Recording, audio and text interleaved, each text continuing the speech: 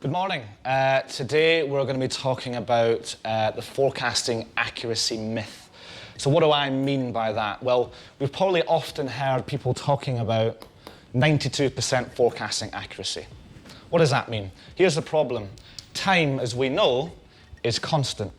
But forecasting accuracy, or accuracy, can only happen at a particular moment in time.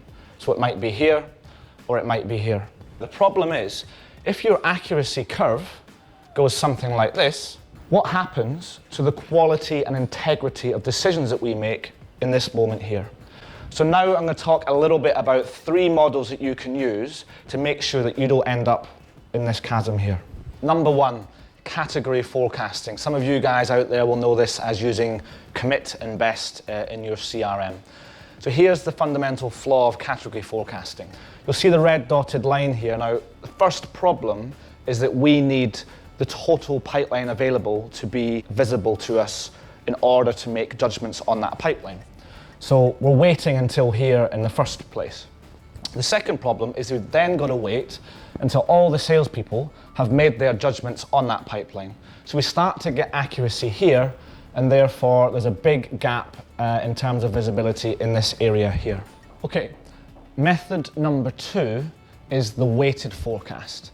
Now, weighted forecast, very simply, is applying historic stage conversion rates as a weighting to your live sales pipeline. Okay, so cons of a weighted forecast. Now, we still have to wait for all the pipeline to be added before the weighting is accurate. But the gap is now smaller than the category forecast, so we do have a little bit more visibility.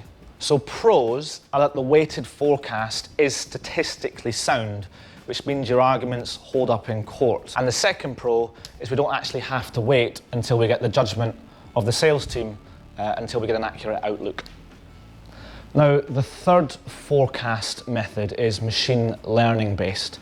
Now, what is a machine learning forecast? Well, essentially, it takes lots of data points and historic trends to then try and make a prediction of where your revenue is likely to end up. So what are the pros of a machine learning forecast? Well, as you can see, we've already got rid of the visibility gap that we saw in the category and weighted forecast. And that's for one simple reason. Before the time period begins, machine learning is using data and activity to make a prediction of how much pipeline you're going to end up in the funnel, and then uses that to make a prediction. So what we end up with the machine learning forecast is a slightly wavering line in terms of accuracy, but with much greater confidence in the early stages of the time period than we were getting with the category and weighted models.